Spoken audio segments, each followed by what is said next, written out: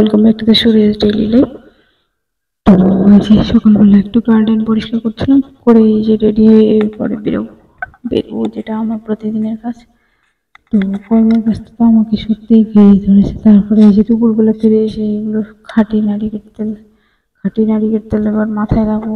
এখানে এসেছে থেকে এখানে গরমটা অত্যাধিক মাত্রায় বেড়ে গেছে, আর গরমটা এত বেড়ে গেছে যার ফলে আমার চুল আর মাথায় থাকছে না, অত্যাধিক মাত্রায় চুল উঠে যাচ্ছে। মানে ঘরে ধুলোর থেকে বেশি আমার চুল ঘুরে বেড়ায়, এরকম অবস্থা। মানে মেঝেতে যে ধুলো থাকে আর কি, ধুলো না থাকে সেই মেঝেতে আমার চুলে ভর্তি। তাই জন্য ভাবছিলাম একটু চুলের যত্ন নিতে হবে। এই মাথায় তেল লাগিয়ে এরপরে একটু শ্যাম্পু করে নেব। তো এই যে চুলে উঠে উঠে একদমই শেষ হয়ে গেছে। তারপরে স্নান করে গেলাম ফুল আনতে। ফুল এই যে নিয়ে আসলাম। ফুল নিয়ে এসে এরপরে ভাবছি যে একটু মালা গাঁথতে হবে। তো মালাও গাঁথছিলাম।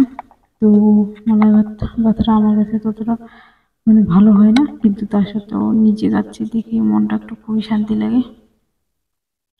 তো এই যে মালা গাঁথার প্রসেসটা আমি মোটামুটি কন্টিনিউ করার পরে মালা গাঁথা যখন শেষ হয়ে গেল, তারপরে মানে একটা আলাদাই একটা আনন্দ জাগে যে বাহ, আমি তৈরি করেছি।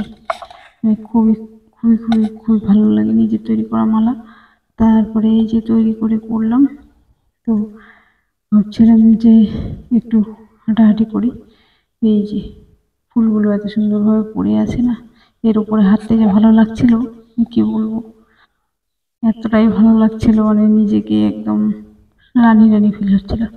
তারপরে এই যে একটু ভিডিও করছিলাম, ভালোই লাগছিল হাঁটতে ফুলগুলোর উপরে। তো আর ভাবছিলাম যে কি জীবনে করছি আর কি করছি না। তো এই যে চিন্তা ভাবনা ব্যস্ততা আমাকে সবসময় ঘিরিয়ে ধরে, কি করছি না করছি সেটাও বুঝতে পারছি না। তারপরে এই যে আবার বেরোলাম বাইরে, দোকানে বেরোলাম। দোকানে বেরোতে গিয়ে এই যে দেখছি এই যে হরিণ। হ্যাঁ, জলজ্যান্ত হরিণ। এখানে সবসময় সর্বদাই মানে হরিণ দেখতে পাওয়া যায়।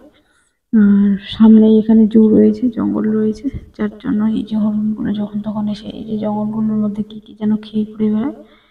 কেন কি তারা হয়তো খিদের চোটেই আসে বাইরে জঙ্গল থেকে বেরিয়ে। আর এতটাই ভালো লাগছিল এই যে অনেকগুলো হরিণ একসাথে। তো প্রথমে গিয়ে আমি ভিডিও করছিলাম ব্যাক ক্যামেরা দিয়ে। আস্তে আস্তে আস্তে আস্তে আস্তে আস্তে এরা ভয় পেয়ে সবাই একটু আলাদা হয়ে যাচ্ছিল। তারপরে আমি গেলাম দোকানে। দোকানে গিয়ে দেখছি এই যে কোয়েলের ডিম প্রথমবার দেখলাম আমি। এই পুরো প্যাকটা নাকি 60 টাকা দাম, মানে 60 রুপিস। এখানে 12টা ডিম রয়েছে। তারপরে এই যে আমার হাতে কাল রাত্রেবেলা চিকেন ধুতে গিয়ে আমার হাতে একটুখানি কেটে গেছে। এই একটুখানি কেটে যাওয়াতে আমার যা কষ্ট হচ্ছে, অনেকটা কেটে গেলেও হয়তো এতটা কষ্ট হতো না। তাই জন্য দেখছিলাম যে কতটা কেটেছে। তারপরে এই যে সব কিছু মিলিয়ে ব্যস্ততা কাটিয়ে এরপরে একটু রেস্ট নিতে বসলাম। তারপরে রেস্ট নিতে বসে নিজেকে দেখছি একটু গম্ভীর গম্ভীর লাগছে।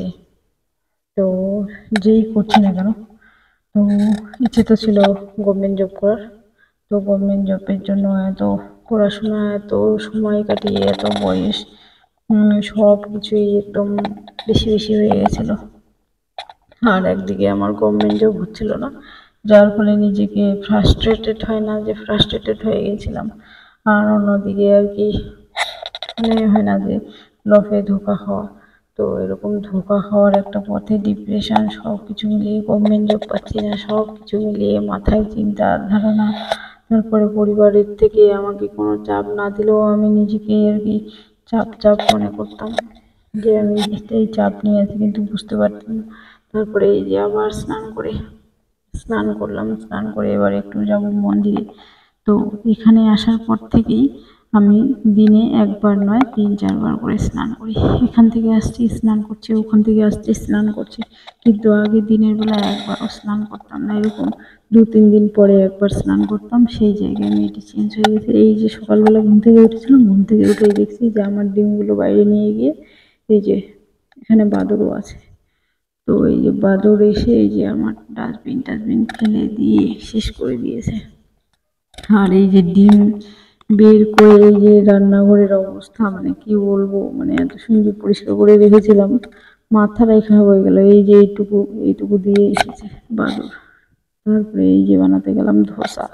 ধোসা বানাতে গিয়েই মনে পড়ছিল করোনার কথা, যে করোনায় আমরা এত ধোসা খেয়েছিলাম যে আমাদের তখন মানে বুঝতে পারছিলাম না যে কি করবো না করবো। আর এই করোনায় ঘরের ভিতরে থাকায় মা প্রতিদিন কি করতো, এই যে মিক্সিতে ধোসা মাওয়া বানাতো, আর ধোসা মাওয়া মিক্সিতে বানাতে গিয়ে আমাদের মিক্সির জারই কেটে গেছিলো, ব্লেডই কেটে গেছিলো। তারপরে এই যে পোড়ানো একটা ধোসা বানালাম। তো বাই বাই, এই আমার হলো ডেলি লাইফ।